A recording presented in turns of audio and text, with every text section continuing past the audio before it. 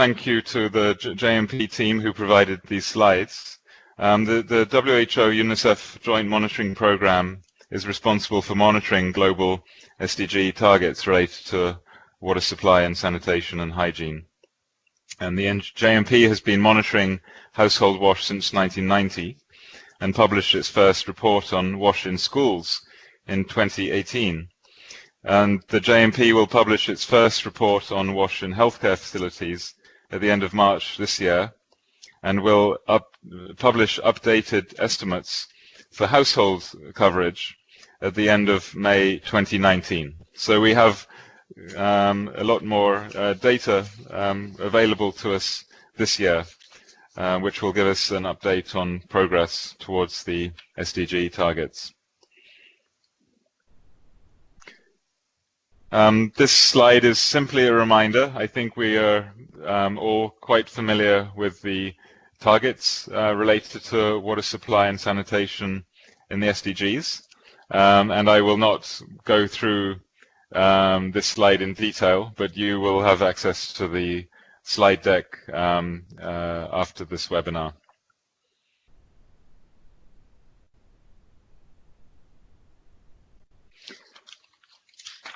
So it's critical to know that while the SDG global goals and targets are extremely ambitious for many countries, they are indeed aspirational.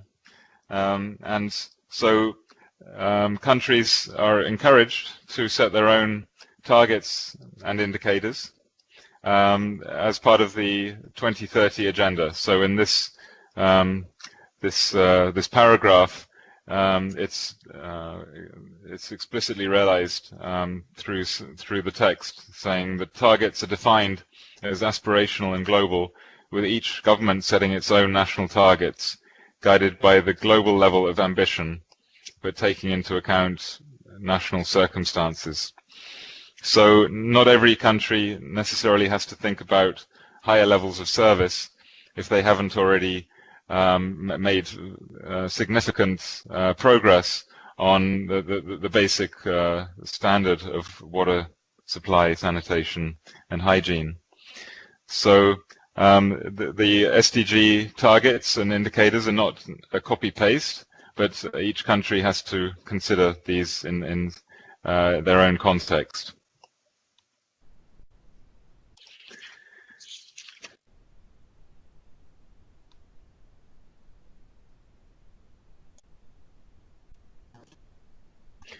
So one critical aspect of the Leaving No One Behind agenda is to recognize that there are many aspects of leaving no one behind.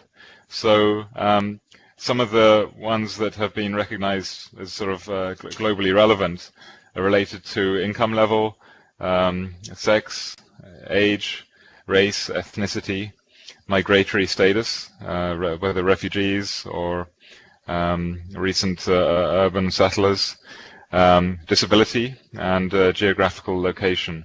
But these are not the only ones. There may be other indicators or measures of inequality that countries may wish to monitor over time, and to recognize that in order for the disadvantaged groups to reach universal access by 2030, we'll need an accelerated pace of progress, as shown in this graphic.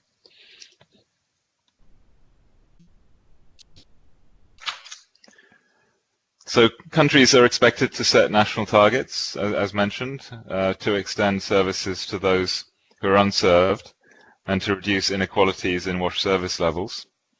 And national targets may be formulated in many different ways, as shown in this slide. I won't talk to this slide because there's too much in it. But as long as countries recognize the essential components of safely managed services, including, for example, water quality, continuity, and access, as well as this safely managed sanitation. However, the ladder that is promoted by the Joint Monitoring Programme, as recognizing that many people do not have the basic level of service. Hence, we should be focusing most of our attention on those levels and those populations. So the next few graphs are just illustrations of how coverage and access can vary between different population groups. Almost all countries have disaggregated estimates for rural and urban populations. This graph shows global coverage of drinking water and sanitation, comparing rural and urban areas, and the clear disparities between them. So there are higher levels of basic water compared to basic sanitation, and urban areas in general have higher levels of coverage, although this is masking a lot of local area variations. So many parts of urban areas are not well served at all. This is one disaggregation that is available for all countries. So looking at subnational level, many countries also have disaggregated estimates for regions or provinces.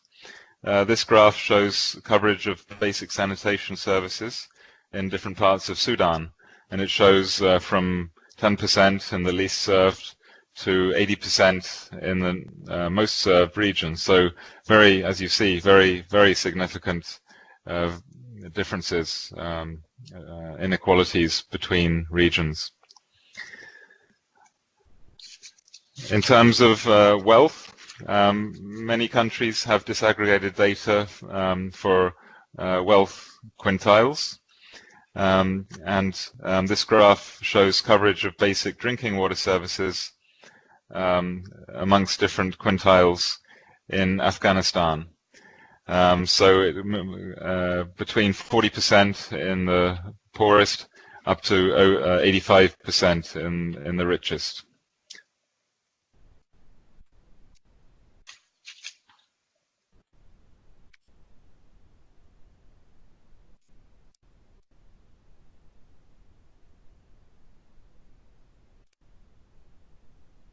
Okay, moving on to other types of inequality. So this graph shows the differences between ethnic or indigenous peoples and the rest of the population in 5 Latin American countries. So these are monitored in those countries, and it shows quite significant differentials, especially for sanitation, but also in some countries for water supply.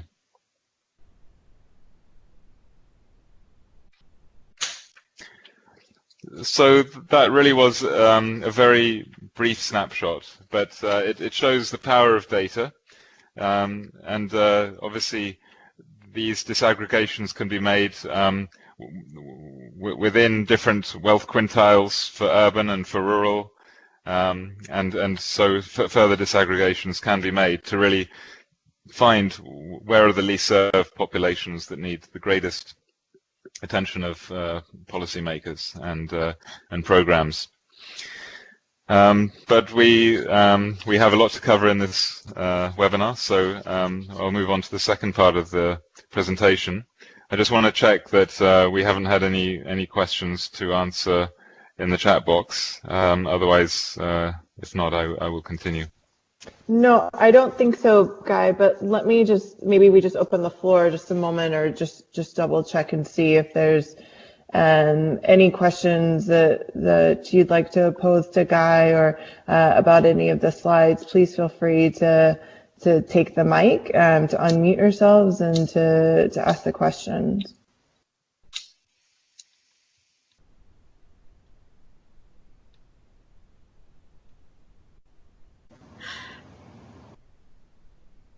Good morning. Yes. This is Mustafa from Maldives. Hi, thank you for joining. And did you have a question or a comment? Yes. I have a small question because in the presentation mentioned that regarding the health facilities, they have a report of by JMP by March and this year. Is this South Asia region only? Guy, are I'm sorry, you able? I didn't hear the very last part. Is this so the healthcare facilities report in March, and then the final part of the question? I think I No, understood it to be. Oh, please go ahead. No, is that going to be the South Asia region, that report regarding the healthcare facilities? Okay, so there's been a process from the last few years to collect data from all countries, Okay. and so it'll be a global report, and it'll be reporting in the annexes. You'll see country breakdowns, which countries have data and which don't. And so South Asia will be reflected in the report. And if there's sufficient data for the South Asia region, there might be even a regional estimate for the region. Okay, thank you. Thank you. Any other questions to pose to Guy before he moves on?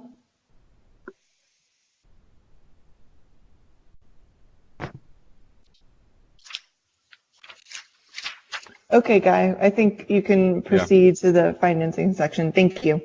Okay. Okay, so I don't think it's a mistake that, or a coincidence that we have in the same presentation the question of leaving no one behind, and the question of financing, because they're inextricably linked. They are very closely linked, and the financing obviously has to follow the unserved. And so we need a very good understanding of where the unserved are, what level of service they have, and what challenges they are having, whether it's one of economic access and unable to afford it, or whether it's one of land tenure, or whatever issue is preventing them from accessing the service. We need to make sure that financing is not one of those issues. And so first we will present a brief overview of the enabling environment on financing from the GLASS survey, and see how tracking finance using the TrackFin tool can contribute to improving the ability to understand and to target finance to the most needy. And then we'll move into the upcoming SWA sector ministers meeting and the financing track that is planned there. So GLASS has collected data on vulnerable populations and inequalities for a number of cycles for over 10 years. So there are a number of resources available. So there's a 2017 report which focuses more on financing, and then the sort of second half of last year there was a country survey which is now being compiled to produce a global report by the middle of the year. And there may be some highlights coming from the survey which can be fed into the sector ministers meeting.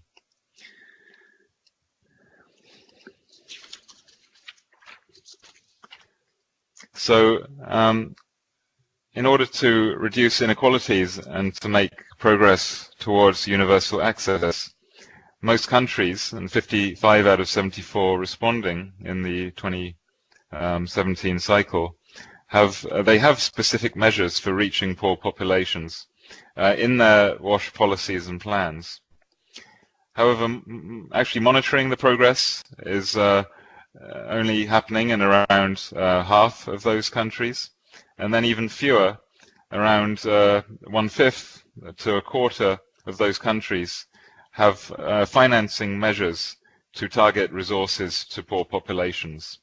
So in conclusion, we see many countries with the intention to reach poor populations, but not with the mechanisms. And so just moving to the next slide, This chart shows the results of the data collected on which poor populations are targeted by governments. And we see that countries were most likely to target populations on the basis of wealth or poverty in their policies and plans.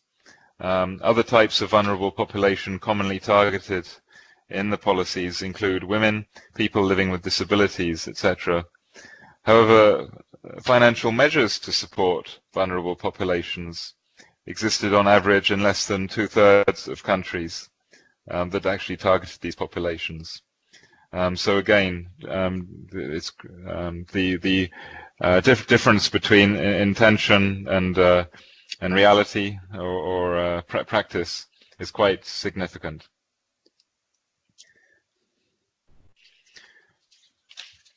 So the survey also poses a number of questions on equity and how to reach vulnerable populations.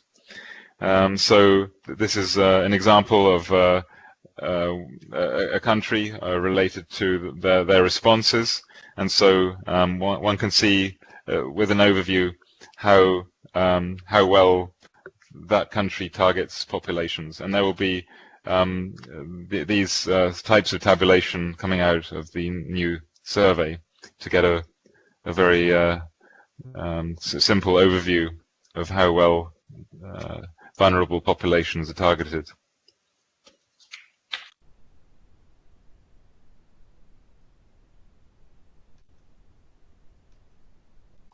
Okay.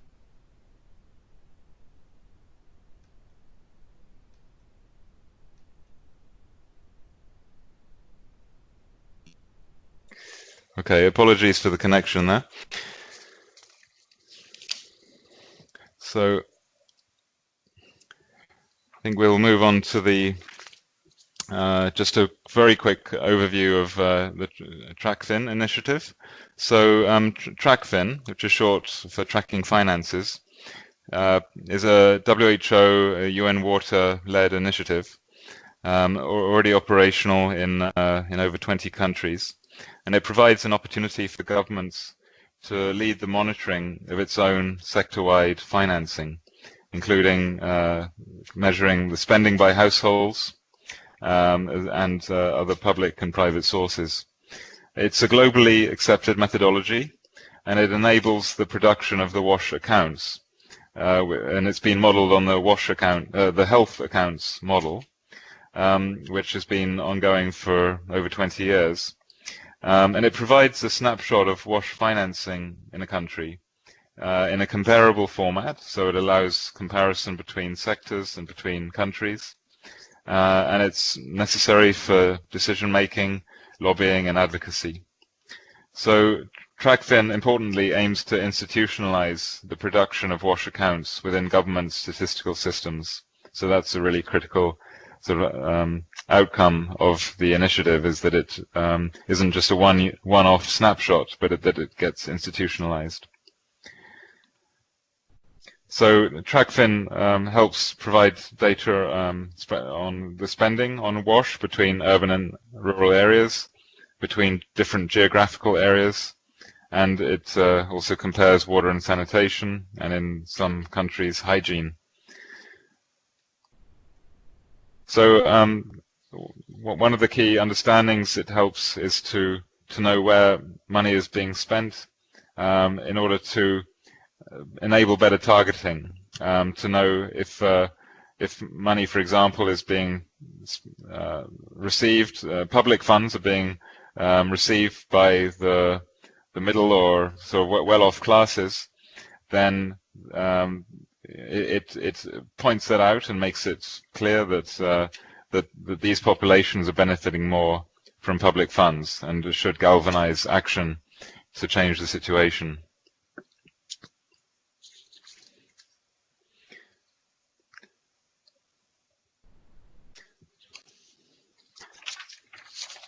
So now moving on to the specifics of the sector ministers meeting, which will take place in April in Costa Rica.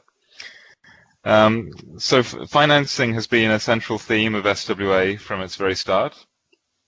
You could say it's at the very heart of SWA, this theme. Later we will see how the financing theme has been developed in SWA over the past 10 years or so. This sector ministers meeting in Costa Rica will touch on financing in many sessions. So it's not just in one ministerial dialogue, but it will be present in the keynotes, in the commitments, under the mutual accountability mechanism, in the plenaries, and in the conclusions. And importantly, with the finance ministers meeting likely to take place in Washington 1 year later, in 2020, we need to have a good idea of what direction the financing issue is taking in the discussions with ministers, so that we can have a really relevant and interesting discussion in 1 year's time with finance ministers. So in this final part of the presentation, we'll answer the following questions. We'll start with a sort of overview of some of the financing challenges that we still face as a sector. We'll look at what the SWA financing storyline has been in response to those challenges. We'll ask what is the specific financing theme and questions for this sector this sector ministers meeting. Then we'll look at how the ministerial dialogue will unfold in the 90 minutes we have for that session. And then we'll look at how to prepare your minister for the dialogue and the sector ministers meeting overall.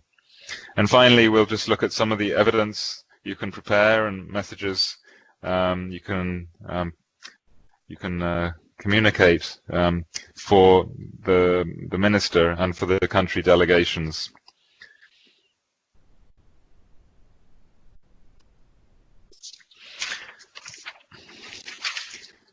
So first, a quick overview of some of the key issues we face as a sector.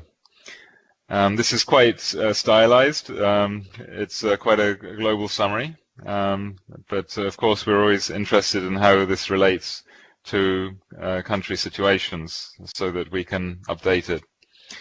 This slide presents a framework from the OECD that many financing specialists use, and it's also good for non-specialists, as it captures the 3 Ts, the 3 sources of financing, the transfers, the taxes, and the tariffs, as well as how different financing mechanisms can increase these 3 sources on the right side, so different loan and grant options. And it also identifies the investment needs on the left side and highlights one of the key issues in the sectors of SWA member countries, which is the financing gap, the difference between the investment needs and the financing available. So we'll run quickly through some of these financing challenges. So first, in many countries, there has been no comprehensive assessment of what the investment needs are to meet the latest national targets. And many of those assessments that have been done are likely to omit the investment needs for WASH in institutions. So a lot of these analyses just focus on households. We have to look broader than that at universal access in all places. So the second point, we know little about the overall spending on WASH, and that's the basis for the TRACFIN initiative.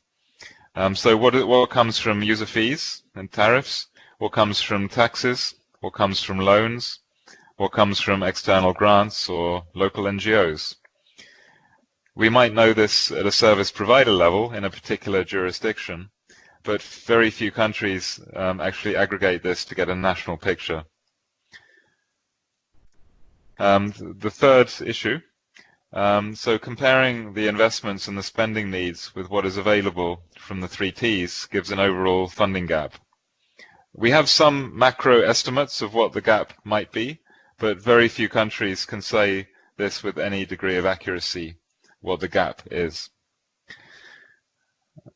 The fourth challenge. So the current efficiency of the sector can be low, whether it be at the overall sector level in terms of channeling and absorbing public funds, or whether it's at the operational level, the service provider. We know this, that the levels of inefficiency can be quite high based on global analyses, looking at the high rates of non-revenue water, overcapacity, low bill collection rates, and so on. But do we have a good understanding of what efficiency levels actually are and where we can improve them? So further analysis is needed. And the fifth challenge, few countries have an up-to-date sector financing strategy that is based on good data and evidence of what works. A strategy needs not only to identify a potential source of funds, such as the private sector, but it needs to outline the realistic actions for how those funds can be accessed. So I've personally seen many analyses that identify that there's a challenge in financing and that there's 3 or 4 different sources, but there's very limited assessment of how to access finances from those sources, what bottlenecks need to be removed, and what are the opportunities to access the sources.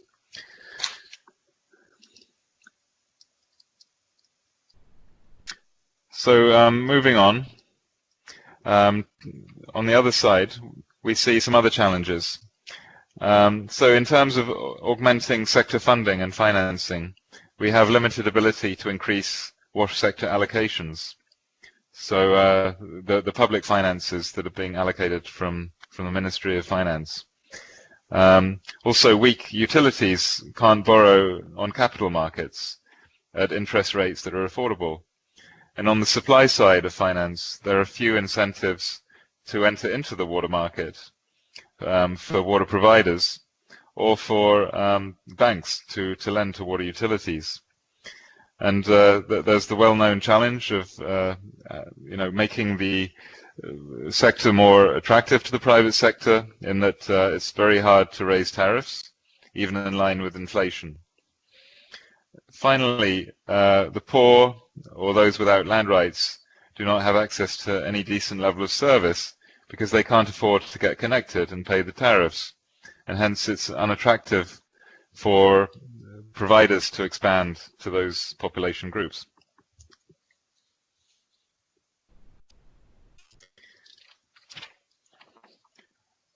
So while all these challenges might make the situation look hopeless, that is far from the case. With a little bit of autonomy and flexibility in utility management, good evidence and advice, a few actions can lead an important percentage of utilities back to some degree of financial viability. So this figure that you see on this slide is taken from a World Bank discussion paper, and it analyzes a global utility database called IBNet. And it shows that reducing costs in utilities by a small margin, reducing non-revenue water, raising tariffs a small amount, and increasing bill collection rates can lead a very significant proportion of utilities, from that on the left side, 15%, to that on the right side, close to 80%, being able to recover their full operation and maintenance costs. Now this is a stylized example based on global data.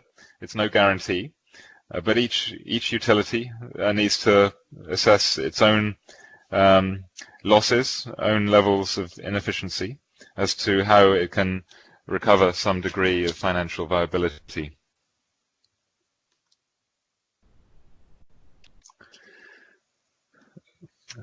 So a brief few words on the SWA financing storyline, and I will let you read much of this because we're getting short of time. But this slide shows that there has been a development in the focus from assessing what is the best way we can convince a finance ministry to invest in WASH. And initially the economic arguments were focused on. Later, the viability of providers and how to make smart investments in WASH. And then the SDGs came along, and we had to look at what implication the SDGs had for sector financing. And we had the SWA building blocks and later the collaborative behaviors introduced, which put financing at the core of the narrative. So in the last iteration in 2017, at the high-level meetings, there was a focus on the issue of efficiency and understanding what is the financing gap. And so it is, you know, we've learned a lot from the past engagements on the issue, and we have a not necessarily new direction, but we are proposing a focus in this sector ministers meeting on some very specific issues.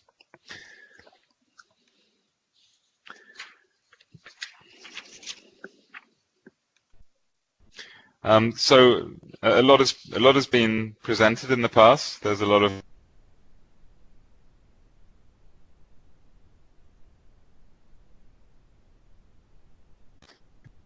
there's been a lot of frameworks, a lot of different representations of the financing issue, and so we want to bring this sector ministers meeting to focus on the financial viability of service providers. And this really this doesn't mean that we focus only on the decentralized level of service delivery, because we need to strengthen the enabling environment, and we need to provide public finance in order to, in an optimal way, to make these service providers financially viable. But it does bring a greater focus to what is the key to increasing the ability of service providers to either cover operational costs or, in a more advanced case, to cover their full costs of service provision, including capital replacement. So we need to focus and bring the dialogue onto some very difficult issues. So one of them is around whether tariffs can be raised, and if so, how we do it. What is the right tariff structure which raises the necessary revenue, but as we'll look at in the third question, how to protect the poor when those tariffs are not affordable. We also need to look at service delivery models, ownership of capital stock, who is responsible for providing the service, and regulation, in order to give utilities and service providers the right incentives to reduce costs and improve their efficiency. And then we need to look at also many service providers. They have trouble raising funds to extend coverage because they don't have the investment capital. So how do we leverage funds and bring in the private sector in order to cover part of that gap? So these are still very big issues, and there's an additional guidance coming out, a two-page guidance for each ministerial dialogue, which will give some specific questions. And among these questions, we want to make them the sort of questions that ministers and the teams supporting them can address. So we want ministers to be able to discuss in a very open forum about what the obstacles they face in tariff reform, And for those who have some examples, how they've addressed them, how they've overcome them. Secondly, how have they addressed efficiency improvements at the service provider level? How have they got a utility reform? What sort of experiences can we bring from other sectors such as energy? The third question: how have you made tariff reform pro-poor? So are there subsidy or cross-subsidy mechanisms that have been deployed? How do you set subsidy levels? Some countries have done very well at securing budgets for WASH, whether it be water or sanitation or both. And we need to continue learning from those experiences how to champion the issue and receive more resources from the central ministries. And in order to achieve much of this, we need to look at those countries that have actually defined and implemented a financing strategy. And so what use have those strategies been? How have they done them? And what advice would they have for other countries?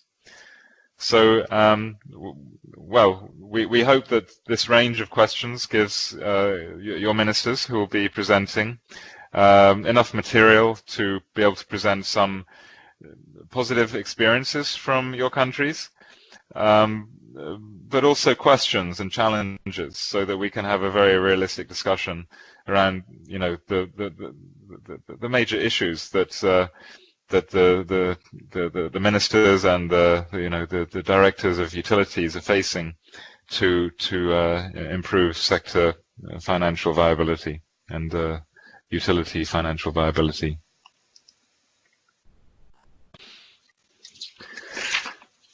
All right, so from the big questions down to the practicalities, and this is very brief. We hope the purpose of the ministerial dialogue is to facilitate a frank discussion amongst ministers on the challenges and the opportunities, and to make sure that the theme of the entire two-day meeting is around how to leave no one behind. So we will seek countries to bring forward their case studies, their examples, whether they're good examples or whether they're lessons to learn from of less successful examples. And we have structured the meeting to try to get the most from the presence of the ministers in the room. So it will be mainly ministers talking to ministers, following an Ignite speech. 2 to 3 ministers who have, from countries that have identified financing as the dialogue that they will present in. Those 2 to 3 ministers will, in each parallel session, will give a 5 to 8 minute PowerPoint, and I will come on to the PowerPoint contents in the next slide. So other ministers in the room who have chosen another dialogue to be presenters in, they will have the opportunity to respond, to bring up their own issues, but they will not use a PowerPoint. They will be giving their comments from the floor. And so this first round is expected to lead to an exchange, a continued discussion, and then depending on how successful that is, how much that sparks a spontaneous debate, we'll bring in other countries and we'll bring in inputs from resource people who are experts in the issue and would be invited by the facilitator. Obviously, there needs to be space for free flow discussion, and so we can't overplan this, but we certainly want to make sure the ministers have a good idea of what issues they want to raise in this dialogue. So in preparing, this will be in the 2-pager that will be circulated in the coming. Well, maybe Sitali can clarify in a moment, but in the coming couple of weeks, you'll receive a 2-pager for each dialogue, each ministerial dialogue,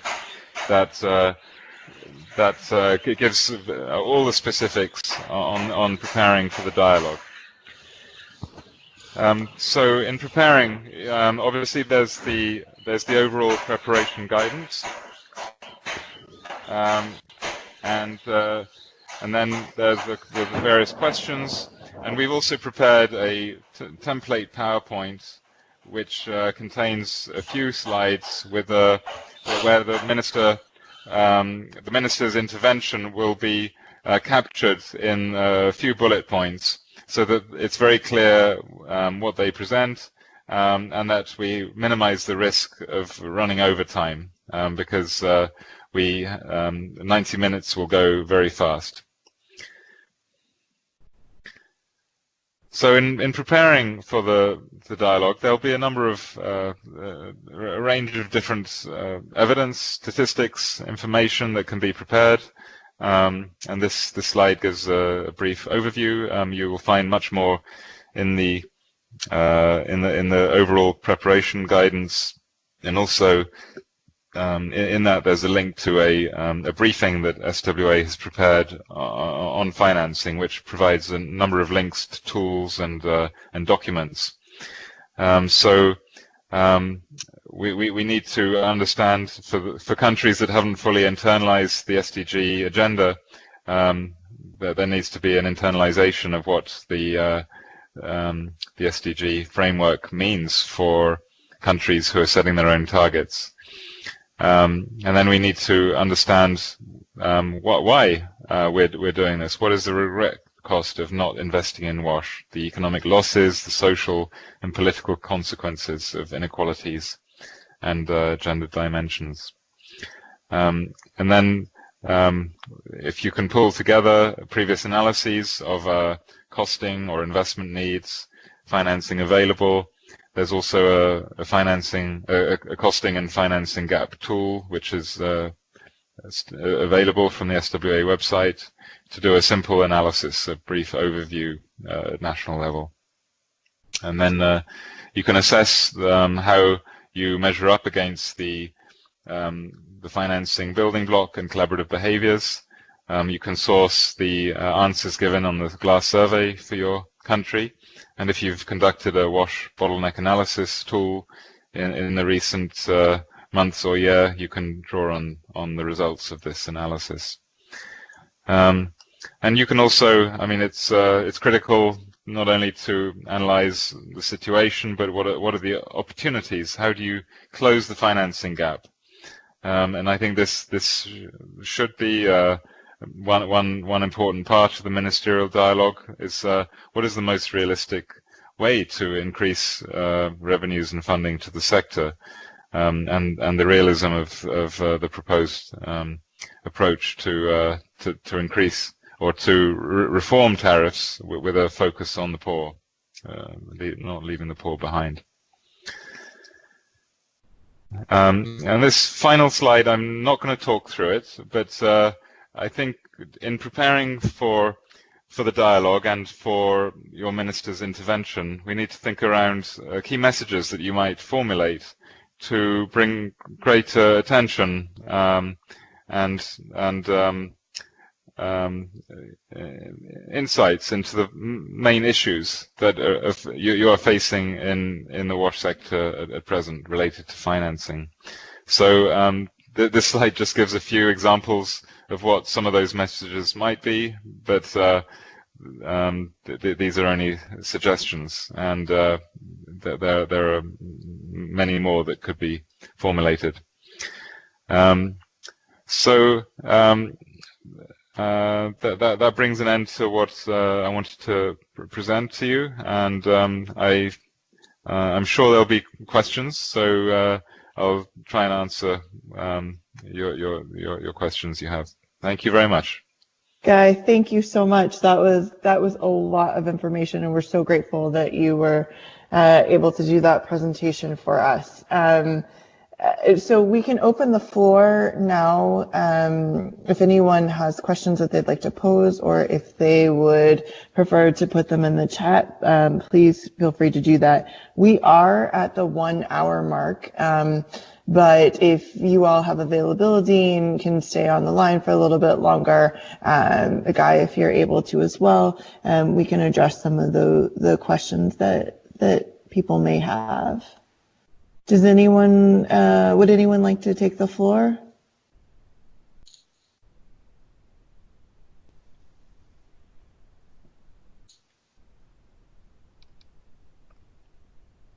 Good morning.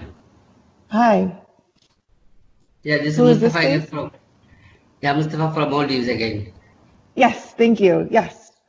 Yeah, it is. Thank you very much. It's excellent slides and good information regarding.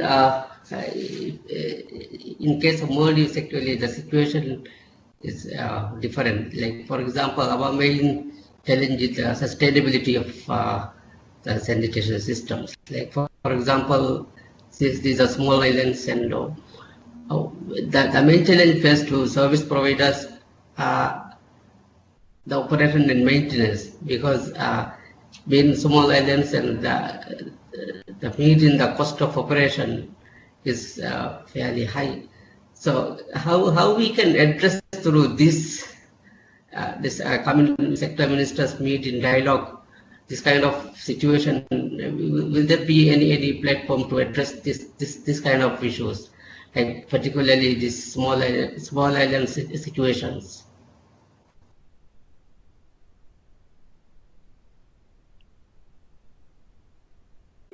Thank you Yeah.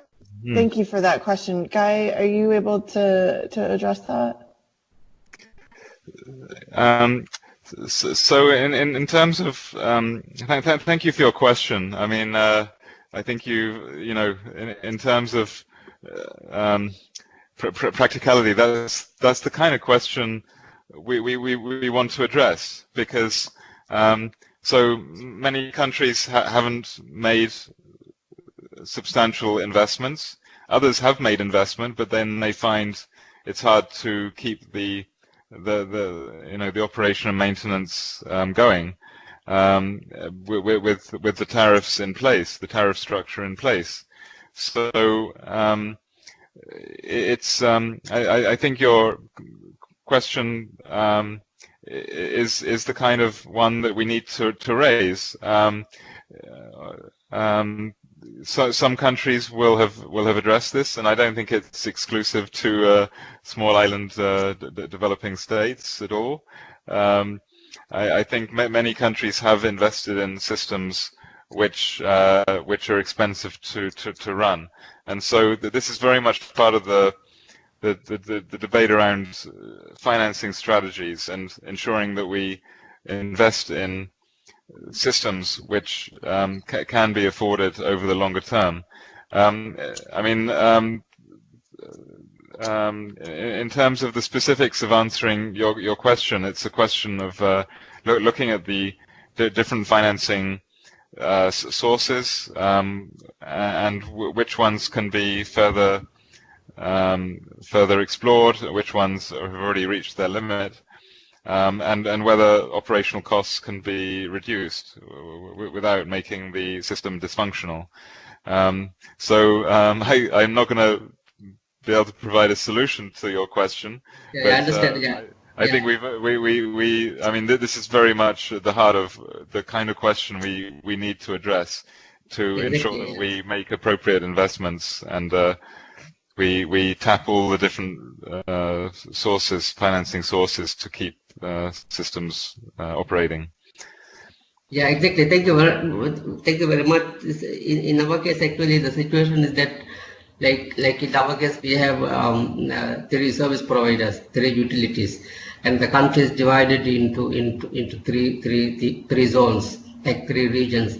Like even if we put up a system, a sanitation system and water supply plus sanitation, and we hand over to an operator to operate it. So, but again, see, even if we there we don't find any point that we give all like the service providers are not fully able to operate through through incomes which they get from the small island. I mean, on users. So they always depend on the public finance. Like from government budget, we always have to give some contributions. So that level we need to bring down, and to make the service providers more to operate on their own in a situation like that. But that situation we don't see still. That's the big challenge for us.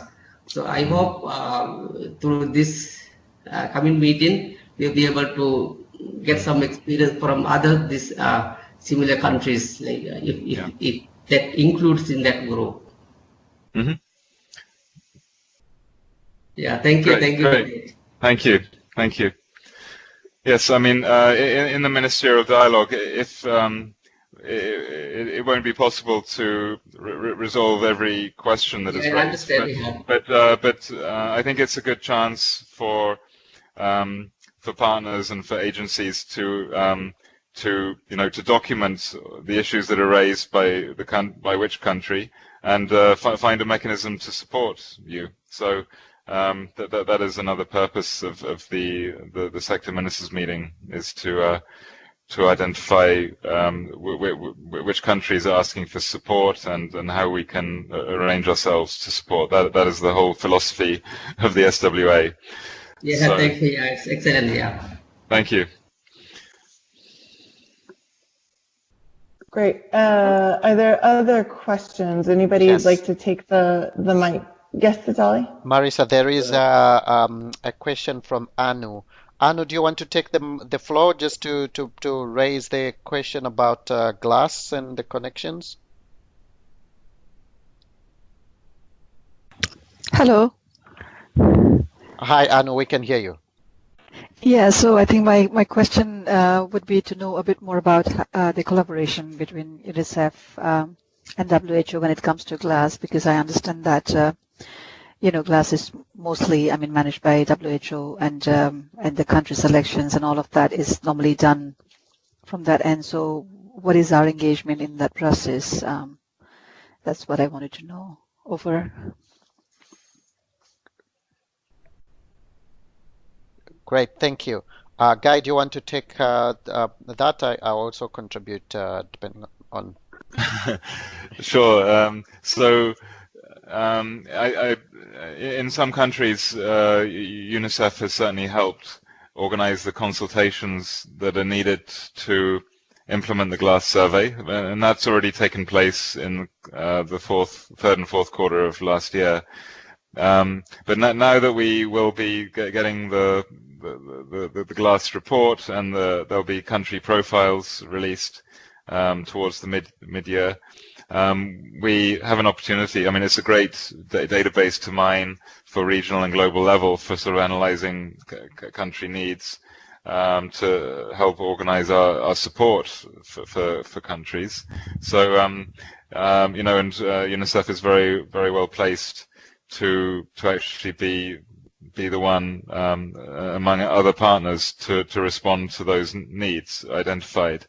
Yes, the collaboration is there, but we'll certainly be an end user of the glass data. And there's one specific collaboration on affordability. There's a number of questions related to how the poor are reached. And we have a very close collaboration on that in a specific initiative on affordability, how to measure it and how to respond to unaffordable services. So I hope that answers your question, Anu. Yes, thank you, Guy. Thanks so much.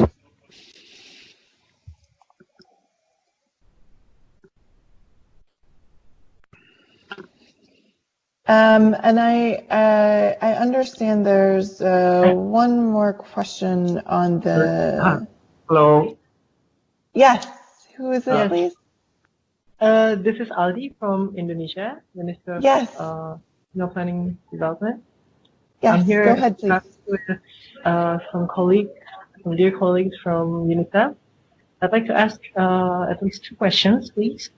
One is that, just to clarify, the SMM will it be focusing only on financing, or will there be other topics that's going to be discussed in SMM in Costa Rica? And the second question would be, thanks to Citali for the concept note that I just received this morning. I believe with the previous correspondence with Citali, the SWA have an intention to invite our minister to speak in one of the sessions. Probably you have more clarifications on what session there will be. Thank you. So Tali, could you maybe address those questions? Yes. So Audi, thank you so much for joining. And just to indicate that we will get back to you by the end of the week once the preparations are more or less clear on most of the plenaries. So the plenaries will be done in form of panel debates where there will be some ministers as well as partners from all the other constituencies that will also speak. So it'll be quite dynamic and interesting, and we'll get back to you, Audi, on sort of the specifics for that. The initial interests were more or less perhaps or in the fourth plenary, where we're looking at what we're going to be doing next going forward. And under that, there is also interest to have various countries that are leading the regional SANs, such as the country that's responsible for the Africa SAN, country that's responsible for Latino SAN, to also be part of that conversation. So I'll get back to you once there's more clarity on that. But the other component that I think I had referred to in the message is about the ministerial dialogues, and this is all countries will also be speaking in ministerial dialogues and making presentations, as Guy has mentioned. And next week we're sending, no, sorry, not next week, within the next couple of weeks we'll be sending the brief explanations of each of the ministerial dialogues, as well as the template for presentations. So look out for that, but it will be good if you could already start to think in the area of financing, as we've discussed now, as well as in the other two ministerial dialogues, the information that we send in sort of the agenda that is being prepared now. We can send that in the summary of the webinar. Thank you. And what about the first question? Could you more on financing, or there will be other topics that will be brought into discussions in SMM? Yes. So there will be a ministerial dialogue on financing, but there will also be other ministerial dialogues. Let me just get to you. There are three ministerial dialogues, and so the first one will look at taking stock of progress since the 2016 sector ministers meeting. Basically, we could just say since the SDGs were announced, some of the partners will not have been in Addis Ababa. So it's basically what's the progress that we are making on the SDGs, and the information that we presented in terms of JMP and GLAS could be very crucial elements to provide the input into that area. So that ministerial dialogue, the first one, is on taking stock of progress and the extent to which inequalities have been addressed. And then the second ministerial dialogue is the one on financing that Guy has ably tackled in terms of what is being discussed there. On the third ministerial dialogue is on partnership in practice. How do we get the most from sector collaboration? And this is more, it's a topic that looks a lot at aid effectiveness or development effectiveness and on the collaborative behaviors. So ministers will have the choice to speak in a ministerial dialogue discussing at least one of these topics. Okay, thank you. One more question, if I'm allowed. Yes, yes, sir, for sure, for sure. Please go ahead. Our ministry, in coordination with the Minister of Health, because they're the one who's been closely, how do you say, partnering with WHO that is leading the GLASS survey. We've been in coordination with them in fulfilling the GLASS survey, and I believe Indonesia has sent it to WHO. And my question is, can we have like the analysis, like the global analysis of the GLASS? Because one of the things that I think would be helpful for my team to prepare the material for our minister would be like what position of Indonesia in terms of the global situation in WASH according to the GLASS survey, because that would be the last one. Great. Thank you for asking that. We've been in discussions with GLASS since December, I believe, to see if they could. So what they were willing to do is to shift a few things around and possibly be in a position where they might be able to produce some of the country highlights. But what is likely is that maybe they will produce some of the country highlights by the time of the meeting. So hearing this request we have made, we can go back to them and see if it is possible for them to perhaps do a slightly sooner, so that maybe we could provide those highlights to you. Now we know that there will be limitations in terms of their resources to be able to do this quickly. So I cannot say now a yes or no, but it's something that we're very willing to go back to them and indicate this interest, and see if they would be in a position to get that country highlight for you sooner than later. So I can't say yes, but I'll say that we'll take it up and we'll get back to you. The other thing to mention is that they for most of the countries that provided responses to GLASS in the December cycle, we're hoping that you could still use some of the discussions that you had to actually look back at what the conversations you had on the questions related to vulnerable populations or questions related to equity, and use some of those discussions to prepare the country brief. But we should get back to you insofar as if it's possible for them to do the country highlight sooner than later. Thank you. Any preliminary findings of the and global situations based on GLASS on the December cycle would be appreciated. Okay. Before the SMM. Okay. No, I think that's good. We can do that. So I've just seen that we've got Engineer Gulam who's just joined, and he's going into a sector coordination meeting. I wanted to highlight a few things that are just key for colleagues to know.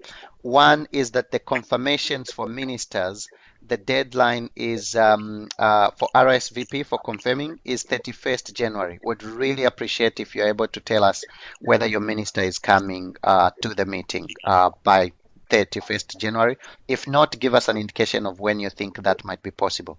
This is very crucial because of visa processes. Number two, each country has been requested to prepare a country brief for the meeting. That country brief also includes some commitments that would come out of these national dialogues. And the commitments should not only be from the government, it should also include commitments from other partners that are contributing to that process. So if you have any questions on that, please do let us know. Number three, we're still very keen to have bilateral discussions or virtual meetings with each of the countries to go into details in terms of the ministerial dialogues as well as the country brief. So if we have not yet spoken with you or you have not given us a date, please do give us a date of when we can speak. So I just wanted to highlight that just before, as there were other colleagues who said that they might be sort of heading off to a meeting. Sorry, Audi, I might have I sort of took the advantage that you asked that question to go into this direction. Let me know if there were other questions. No, thank you. That will be all from me. Can we just confirm our minister's attendance through this conference call? Oh, okay. So you're confirming the minister is, from Indonesia is coming. Yeah, Minister of National Development Planning is confirming to come. He has been instructing us to schedule his attendance in the SMM. Excellent. Great news. So we can take that confirmation. However, we'll still request that you just send an email to I will send an email to you just so we can sort of finalize on the formal process. But this is very well taken and we appreciate it. Thank you very much. Okay, thank you, Stalino. Yes. Okay. Thank you, Aldi and Sitali. I think there are a couple of other people that had questions, and thanks so much to everybody for staying on the line.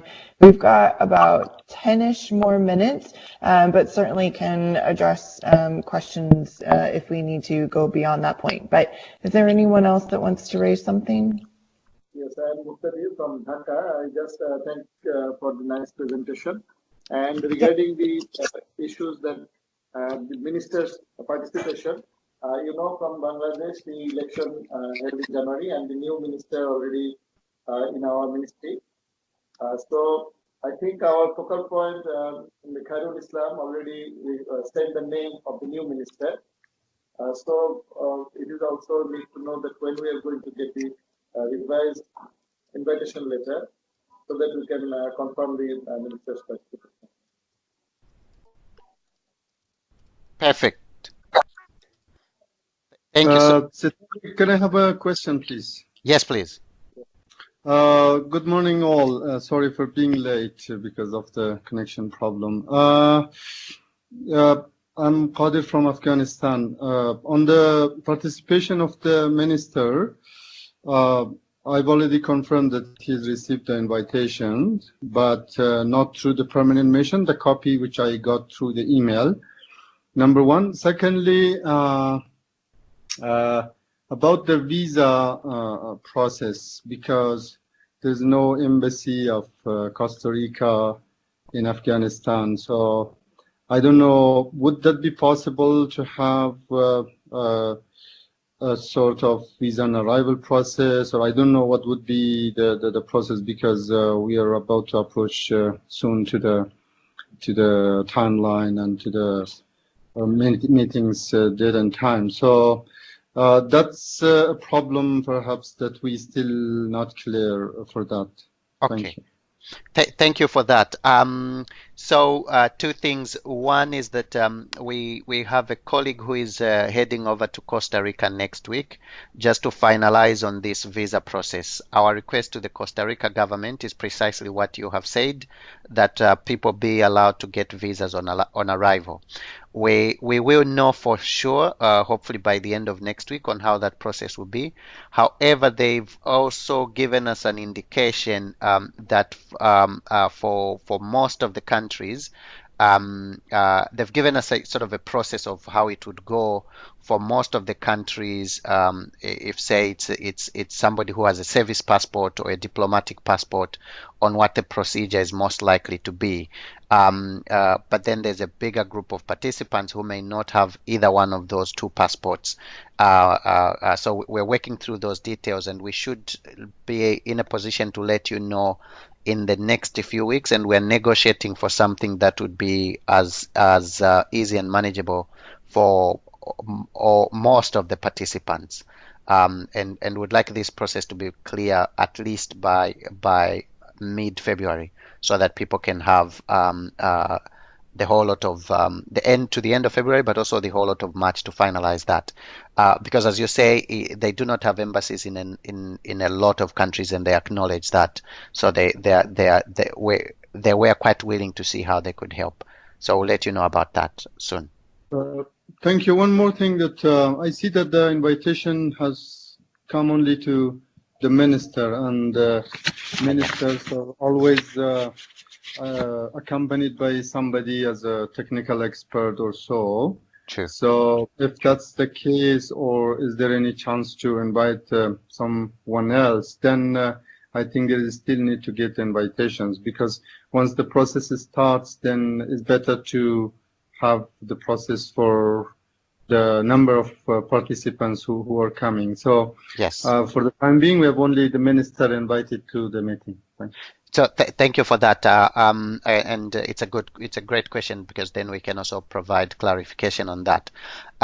So we will also be sending invitation letters. For each minister, they can be accompanied by one technical person, one senior government technical person. So if you have two ministers coming, we can send two invitations. We have resource constraints. We would not be able to sponsor all two senior technical persons. Or if, say, there are three ministers and each of them have got a technical person, we would not be in a position to sponsor all three. We would be in a position to sponsor one. And that, hopefully, would be the main focal point. But if it's not the main focal point because of different reasons, perhaps the main focal point is unable to travel, or the minister is asking that somebody else travel in their place, we would only be able to sponsor one person.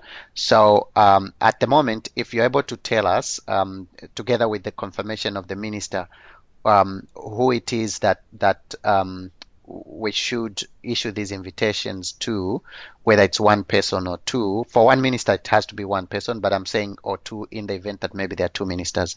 And as soon as that is done, the invitation will be prepared and sent. And for most of the countries here, your secretariat point of contact will be the person to send you that invitation, and it can happen. I'll assure you that it will happen very, very quickly, because we've got the letter. All we're waiting for is an indication of who it is that we should issue it to, and that the confirmation is received of the minister's participation. So for Afghanistan, that will be Siddhartha to send you that letter. It will be done very quickly. And then for the others, if you're not sure, please let us know. We can then clarify who is the secretariat point of contact. Thank you. Does that help, Engineer Ghulam? Yeah, that's perfect. Perfect. I'll let you know who will accompany the minister, and in terms of his confirmation, early next week, I will send you by email. Thanks. Okay. Okay. Thank you very much. So from Dhaka, it's not still clear, because I told you that our minister, a new name is sent to the secretariat. Yes. By the focal person. So it's very urgently needed, the revised invitation letter from the minister. Okay, so for Bangladesh, we received the name of the new minister, and I'm just trying to check, because we received it last week. I believe that we sent the invitation. If the invitation has not been received, then it should definitely come this week. The reason is that we did a very big batch at the beginning, and then for these subsequent invitations, we've been putting them together. Once we have a good group of a number of countries, then we send them. So if you did not receive it last week, it should definitely be coming this week. I can confirm that we received those details that you sent through Siddhartha, and we'll just confirm. My belief is that the invitation was done, or at least it's in the pipeline.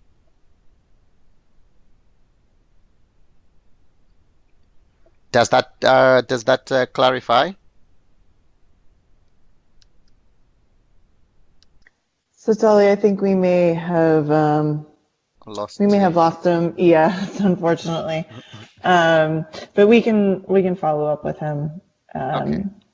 Does anybody have any other questions? I mean, we are right at the 1 hour and 30-minute mark. So again, thank you so much to everyone who's still on the line. But any questions?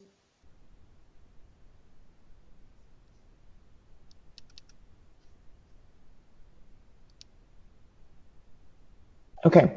It's not speak now or forever hold your peace, but we will take the opportunity to close this conversation now. But hopefully, Marisa, yes. Since I joined late, so would be happy to get the outcome of the meeting so that I can take action based on that. I appreciate if I get that. Thanks.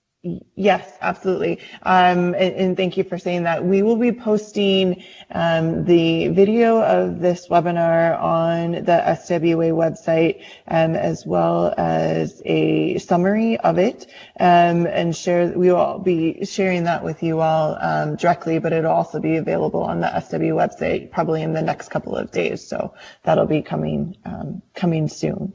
But also to say that if there's any questions or if you haven't had a bilateral conversation, as Satali mentioned, we really hope that you will reach out to us with the date that you're available to do that, because we are keen to have those conversations and speak more specifically about your country's context and help prepare for the SMM. So thank you so very much to Guy Hutton for his presentation, and to Satali as well.